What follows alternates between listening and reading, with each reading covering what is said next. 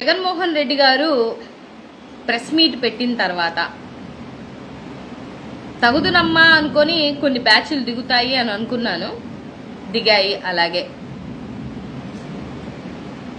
ఇప్పుడే కాదు, జగన్మోహన్ రెడ్డి గారు ఎప్పుడు ప్రెస్ మీట్ పెట్టినా కూడా ఆయన రాజ్యాంగబద్ధంగా అడిగినటువంటి విషయాల మీద అక్కడ ఉన్నటువంటి అధికార ప్రతినిధులైనా గాని నాయకులైనా గాని ఇప్పటి వరకు అంటే ఈ 2 సంవత్సరాల కాలం పాటు అయ్యా మీరు ఇన్ని లక్షల కోట్ల అప్పు అని చెప్పారు జగన్మోహన్ రెడ్డి గారు, సో ఇది తప్పు కాదు, ఇంత కోట్ల అప్పు కాదు, ఇంత చేశాము అని ఒకరైనా ప్రెస్ మీట్ పెట్టారా? లేదు.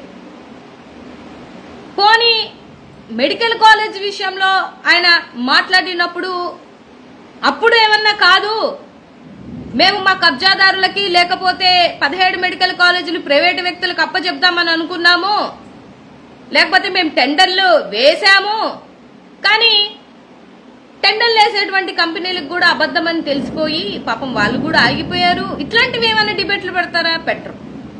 పోనీ రైతుల గిట్టుబాటు ధరల కోసం ఆయన ప్రశ్నించినప్పుడు ఏమైనా ప్రెస్ మీట్లు పెట్టారా? పెట్టరు.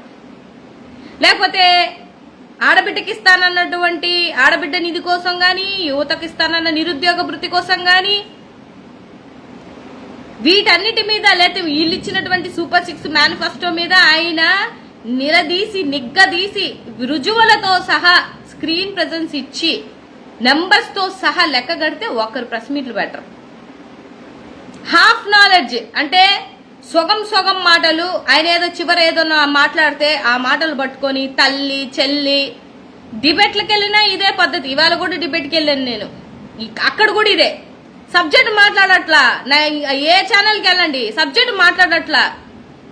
సబ్జెక్ట్ మాట్లాడితే మాకు కూడా ఏంటంటే సవాలు విసిరినట్టు సబ్జెక్ట్ మాట్లాడితే అరే వాళ్ళు సబ్జెక్ట్ మాట్లాడుతున్నారు, మేము కూడా గట్టిగా మేము నేర్చుకొని సబ్జెక్ట్ పరంగా ఇవి అడుగుదాం అనుకుని వెళ్ళినా కూడా ఇంకిదే తల్లి చెల్లి కోడి కత్తి ఇవి తప్ప ఈ 20 నెలల కాలంలో మీరు మాట్లాడినటువంటి ఒక మాటను చూపించండి. అంతకన్నా బెటర్ గా ఏదైనా మీ దగ్గర నుంచి ఇన్ఫర్మేషన్ వస్తుందా? అంతకన్నా బెటర్ గా ఏదైనా సబ్జెక్ట్ మాట్లాడగలుగుతున్నారా? విసుగొస్తుంది తెలుసా, విసుగొస్తుంది నిజంగానే.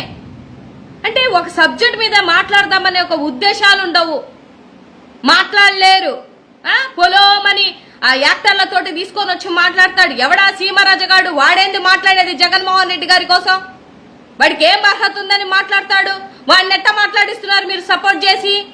ఆస్థాన కవుల్లాగా కూర్చోబెడతారు ఆ సీమరాజుని గాని లేకపోతే ఆర్పీ గాని. వీళ్ళ సమాధానాలు ఇచ్చేది?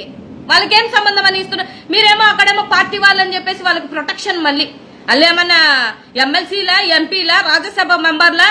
ఎందుకు వాళ్ళకు ప్రొటెక్షన్? దేనికి వాళ్ళకు పోలీసులు వాళ్ళ చుట్టూ? ఇలా అడిగితే మళ్ళీ ఎవరికి నచ్చదు. అరే రాజ్యాంగబద్ధంగా అడుగుతున్నటువంటి అధికార ప్రతినిధుల మీద కేసులు పెడతారు.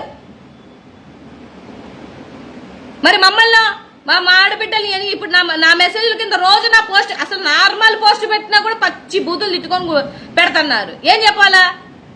1200 మంది కార్యకర్తలను అరెస్ట్ చేశారు. ఏం చేశారు? వాళ్ళు ఏమైనా తప్పు చేశారా? మడ్డలు చేశారా? మానభంగాలు చేశారా? మీ దాంట్లో మడ్డలు మానభంగాలు చేసిన వాళ్ళని ఇంకా సస్పెండ్ కూడా చేయకుండా అసెంబ్లీలో కూర్చోబెట్టుకుంటున్నారు. మీరు వచ్చి ఏంటి చెప్తారు నీతి మాటలు? ఆయన ఏం తప్పుడు మాటలు మాట్లాడారా జగన్మోహన్ రెడ్డి గారు? ఇంకా లోకేష్ బాబు గారు సినిమా డైలాగులు అంటున్నాడు. జగన్మోహన్ రెడ్డి గారికి ఏమో అయ్యా లోకేష్ బాబు గారు, ఇంకా మేం పేర్లు పెట్టడం స్టార్ట్ చేస్తే ఇంక ఏడుస్తారు మీరు. ఒక ఎక్స్ సీఎంని ఏం మాట్లాడుతున్నారో తెలియకుండా సభలలో ఏవో 4 సినిమా డైలాగులు కొట్టినంత మాత్రాన అయిపోతుందంటే ఎట్లయితుందండి? నాకు అర్థమవుదు. అరే 2 సంవత్సరాలు గడిచింది, ఇంకా మహా అంటే 2 సంవత్సరాలు. లాస్ట్ ఇయర్ వదిలేయండి. మీరు ఏం చేశారు ఇప్పటి వరకు అంటే ఒకదానికి సమాధానం చెప్పరు. అలా అడిగితే కేసులు పెడతానంటారు, అలా అడిగితే బెదిరిస్తారు, అలా అడిగితే చంపేస్తానంటారు. మీకు చేతనైంది ఏంటి? ఇంతే కదా. ఇంతకన్నా ఏమన్నా చేతనైంది ఏమన్నా ఉంటే చెప్పండి, తెలిసిపోతుంది. అంటే తల్లి చెల్లి అనేది పర్సనల్ కాదా? నేను అడుగుతున్నా. అసలు అక్కడ ఉన్నటువంటి వాళ్ళ తల్లుల పేర్లు చెల్లెల పేర్లు కూడా ఎవడికి తెలీదు. ఈడ పొద్దు సమానం తల్లి చెల్లి అని ఎంతకని జగన్మోహన్ రెడ్డి గారిని పర్సనలైజ్ చేసి మాట్లాడతారు? అది ఆ రోజు మాట్లాడినప్పుడు అయ్యేమో పర్సనల్ మాటలు, ఈ పర్సనల్ మాటలు కాదు. వాళ్ళకొక్కళ్ళకే తల్లులు, ఇక్కడ ఊరికి తల్లులు లేరు. మేము ఆడబిడ్డలం కాదు, ఈ పార్టీలో ఉన్నటువంటి అధికార ప్రతినిధులు ఆడబిడ్డలం కాదు. ఎన్ని మాటలు మాట్లాడుతున్నారు, ఎంతకని ఊరుకుంటాము, ఎంతకని సహించుకొని ఉంటాము? అదే రాజ్యాంగబద్ధంగా ప్రశ్నించండి, మేము కూడా రాజ్యాంగబద్ధంగానే సమాధానం చెప్పడానికి రెడీ.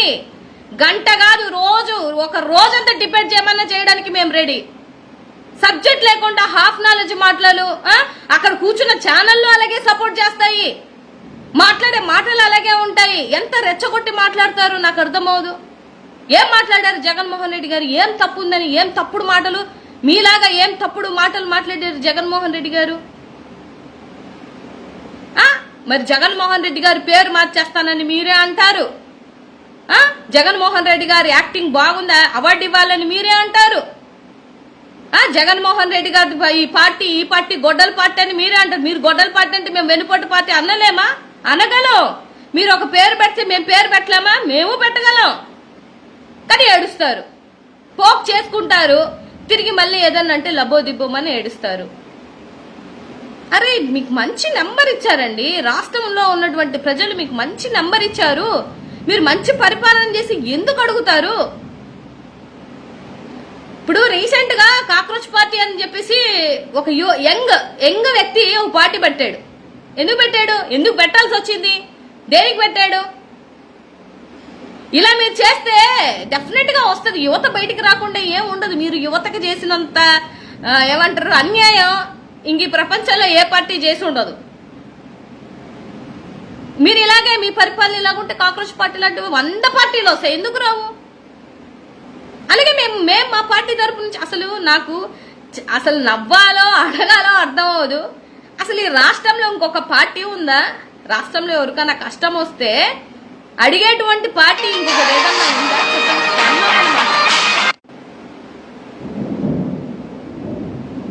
ఏ పార్టీ ఉందని చెప్పండి. అరే ఎంత కాడికి ఊరికి అడ్డగోలుగా అరెస్టులు చేస్తారు. 1200 మందిని అరెస్ట్ చేశారు. ఎంతమందిని అరెస్ట్ చేస్తారు? ఎందుకు? సామాన్య ప్రజల మీద మీకు కక్ష ఏంది? మీ రెడ్ బుక్ ఏంది? నాకు తెలియక అడుగుతాను. ఎంతమందిని ఇబ్బంది పెడతారు? సామాన్య ప్రజల మీద మీ జులుమేంటి నాకు అర్థం కాదు. అంటే మేము ఇంకా మళ్ళీ రాలేమేమో, ఇప్పుడు ఉన్న పార్టీకి ఎవరిని వచ్చి ఇష్టం వచ్చినట్టు వాళ్ళని అందరినీ అరెస్ట్ చేసుకుంటూ వెళ్ళిపోదామని ఆలోచన దృక్పథంతో ఉండే మీరు రోజుకొకరిని అరెస్ట్ చేసుకుంటూ వెళ్ళిపోతున్నారు.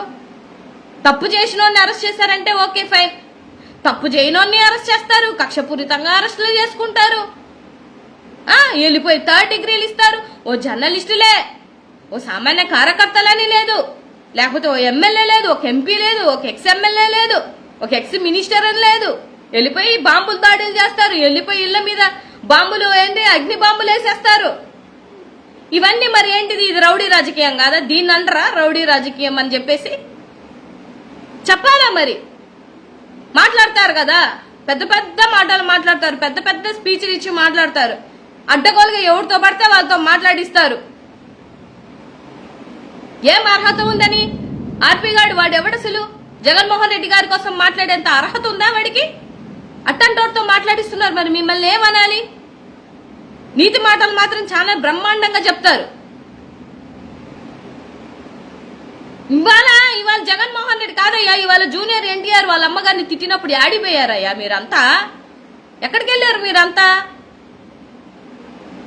మరి వాళ్ళ అమ్మ కదా, వాళ్ళ అమ్మని తిట్టించిన అతన్ని ఆ ఎమ్మెల్యేని సస్పెండ్ చేశారా? ఏమన్నా చేయలేదుగా. ఎందుకంటే మనం నీతులు చెప్తాం కానీ పాటించాం. అవి ఫ్రీ కదా, ఉచితంగా వచ్చినాయి కదా. అందుకే కదా ముగ్గురిని కానండి, నలుగురిని కానండి 30,000 ఇస్తాం, 40,000 ఇస్తాం. మీరెవరయ్యా చెప్పేది ముగ్గురిని కానండి, నలుగురిని కానండి అని? ఒక అమ్మాయి అంటే ఆడబిడ్డ మీద దాడే కదా ఇది. సరే పిల్లలు పుట్టరు, ఏం చేస్తారు మీరు? ఏం చేయాలని మీరు? ఇంకా అప్పుడు వాడు ఇంకా పిల్లలు పుట్టలేదు కదా, ఇంకొక మహిళను చేసుకుందామని ఒక ఉద్దేశంతోనే మీ రూల్స్.